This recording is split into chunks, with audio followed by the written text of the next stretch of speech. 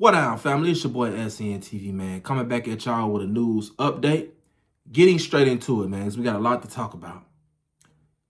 Goofy of the Week award goes to none other than DieY from MBlock. That's right, ladies and gentlemen. The first time DieY got caught shoplifting, I didn't say nothing about it. You know what I'm saying?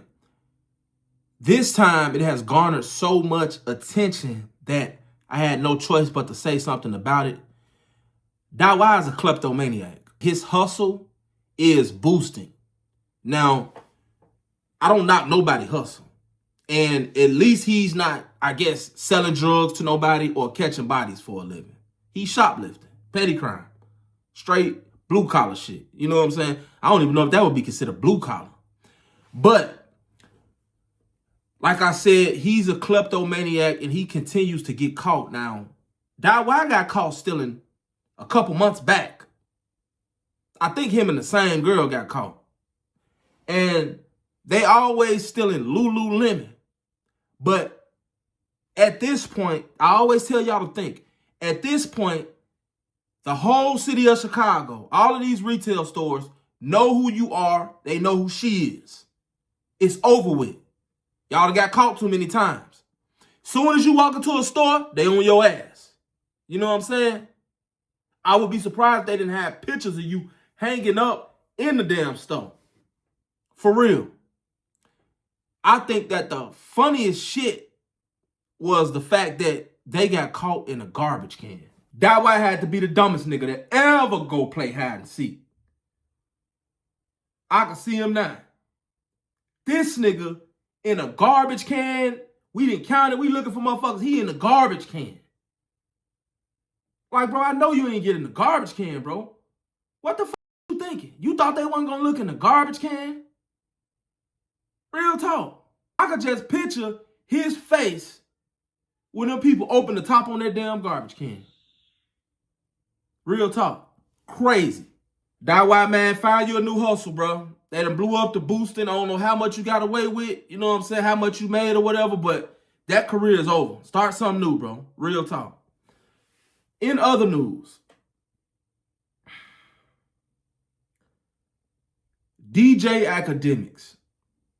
They said that he got slapped the other day. And it was supposed to be by one of Lil Baby's runners. My bitch better have my money. Through rain, sleet, or snow. Mind you, this wasn't none of Lil Baby's bodyguards. This wasn't nobody who high on the totem pole. This was a fucking runner. Some nigga that they say roll baby weed or something like that. You know what I'm saying? And Akademiks, after the whole thing came out, because dude talked about it in the stream, Akademiks, he gets on live and he talks about what he gonna do to Lil Baby.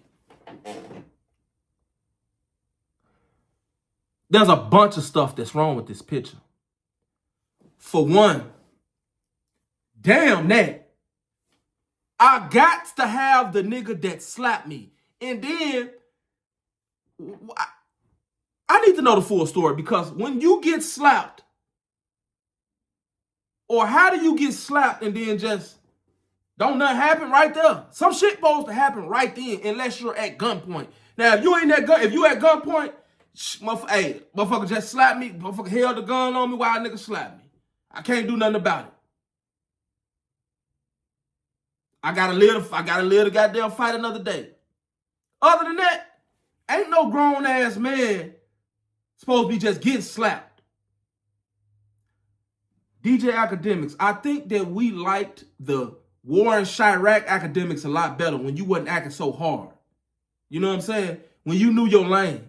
I think that now you're trying to act too hard and it's bad for business. It's not good, because we seen you sparring with 6ix9ine, bro. You can't fight, gang.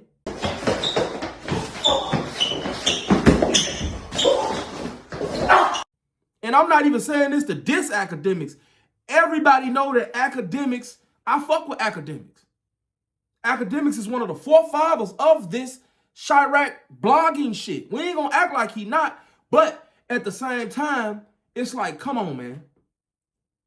You're acting too hard. And when you act like that on a consistent basis, eventually somebody's going to be your huckleberry. Just because you got money don't mean that that's going to keep a nigga off your ass. Real talk. Take some boxing lessons and get right, gang. Now, he called out Lil Baby and said what he wanted to do with Lil Baby or what he was going to do with Lil Baby when he caught him. First of all, I don't think that you're ever going to get close to Lil Baby.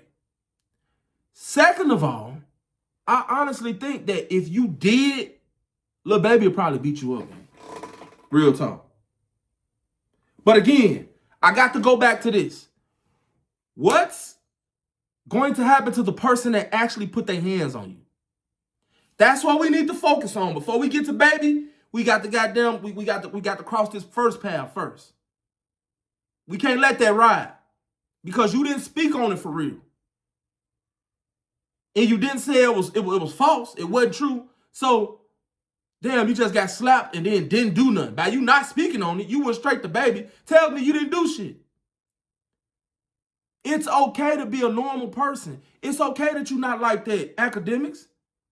It's okay to be yourself, gang. All that hard shit, it makes niggas want to try you.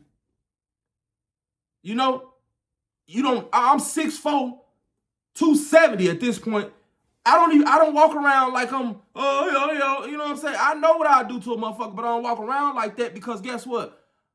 For one, bullies are like, for you to bully a motherfucker that you know ain't on nothing is weak, for one. It's cowardly and it's weak. And in my opinion, a coward dies 1,000 deaths. For two, even if you is that, you still showing your hand. Walk around with your chest puffed out, you're going to end up getting blew down. This is not the age to be fighting or putting your hands on nobody. And for three, grown-ass men, and people going to learn this. People learn this as they get older. They learn this gradually. A grown-ass man does not have anything to prove to nobody. You may address certain shit, but being out here having something to prove, 30 plus, is crazy. That's how niggas end up dead and in jail. Because you old as hell, still trying to fit in with the crowd. Still trying to keep up with the motherfucking Joneses. Real talk. Akademiks, bro. Just get up out of there, gang. You be dissing these rappers and doing all of this stuff right here, man. These people that got big money, which I know you got big money too, but when you see a motherfucker, you be too many places to be doing all this dissing. When a motherfucker see you and they send that blitz, what you gonna do? You gonna keep letting motherfuckers smack you up?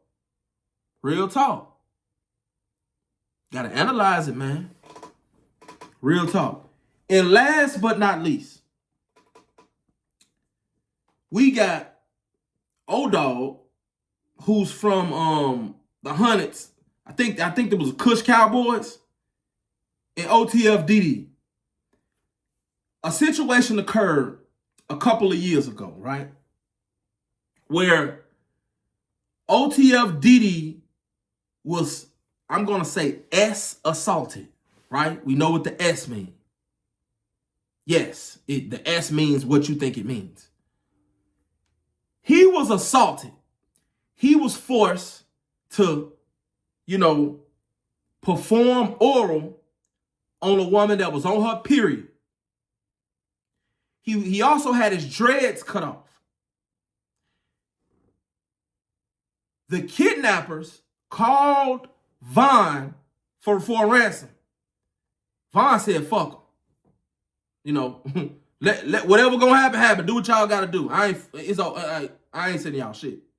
And Dirk didn't answer the phone, right? Now, a lot of people were saying like, damn, how is OTF Dede this big time killer and he ain't gonna do shit? Well, looking at it from both sides, at the time that this happened, OTF Dede had just got out. I want to say he was out a couple months from actually beating the body. He had just got out when this happened. you know? So he probably didn't, want to get in no trouble or whatever. I know some of y'all looking like, what? Ain't no fucking way. It be like that. Like, when you first get out, you be damn near shell shocked. Like, you don't want to do nothing that could possibly send you back. You be shell shocked at first. It ain't until you get comfortable with actually being out that okay, now you back out here doing shit. But most people, when they first get out, they be chilling. At least for a little while. You know? The ones that don't get killed real fast. And this was that type of situation to where he could have lost his life. According to Dogg, all of this occurred and OTF Dede gets away by jumping out a second floor window. As he said, he grew wings and flew away. And like I said, everybody was expecting Dede to do something. But at the end of the day, I literally feel like Dede didn't want no smoke for real.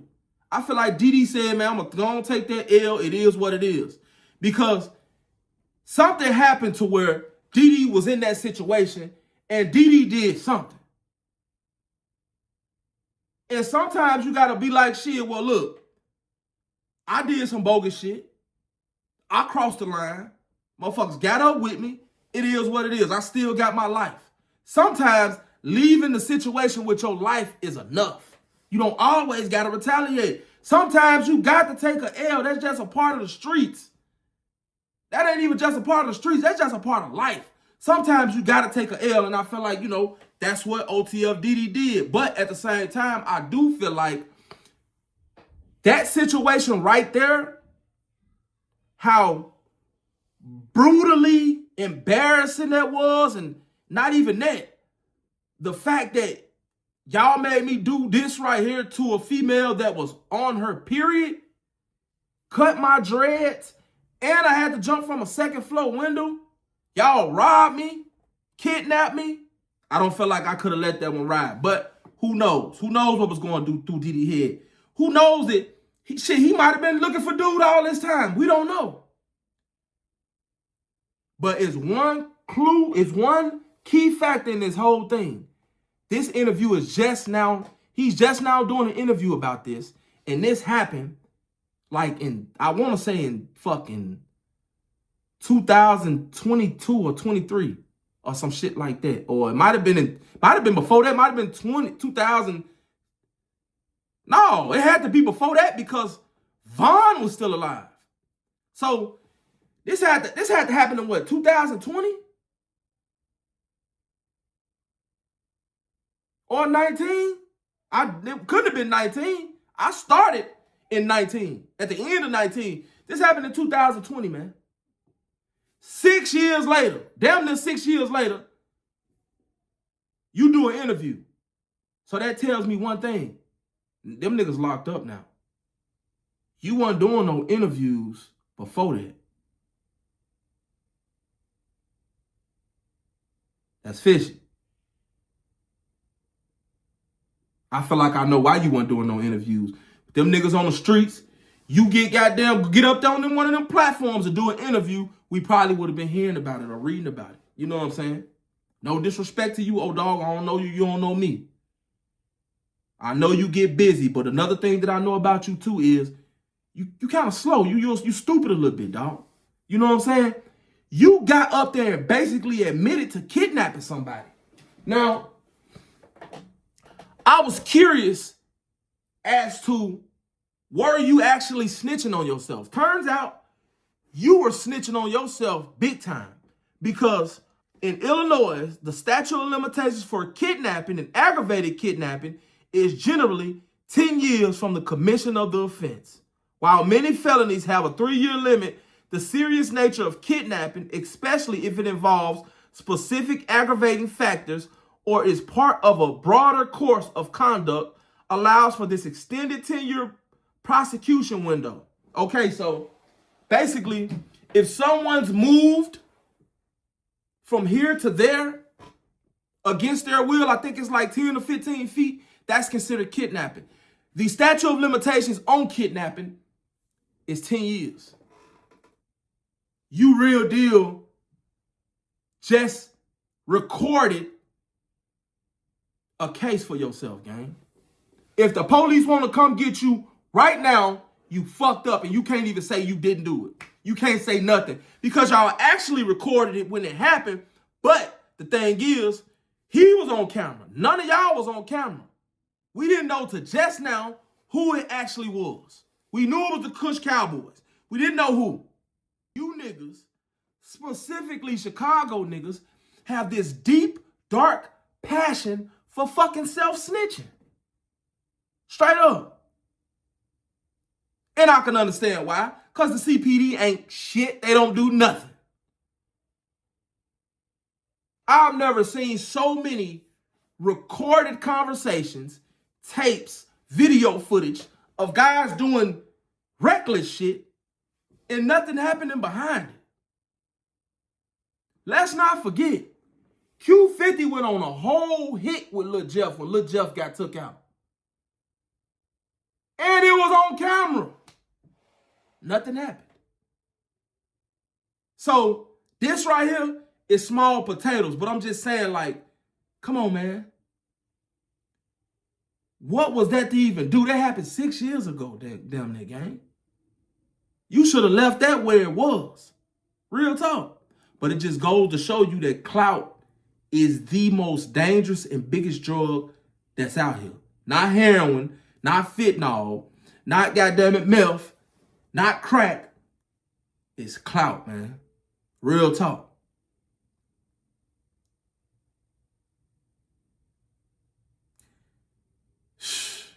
Some of y'all gonna learn, man. Straight up. Some of y'all gonna learn, man.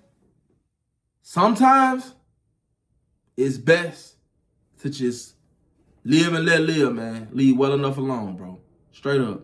Admitting to crimes is crazy, especially when a lot of you niggas got problems with the blogs, bro. That be my thing. It is what it is. But if you the type of motherfucker that get on here and say, I heard you say, I don't believe nothing the blog say. We literally get our information from y'all. Like how I'm blogging on this damn interview that you just did, where you basically got yourself a kidnapping case and an assault case.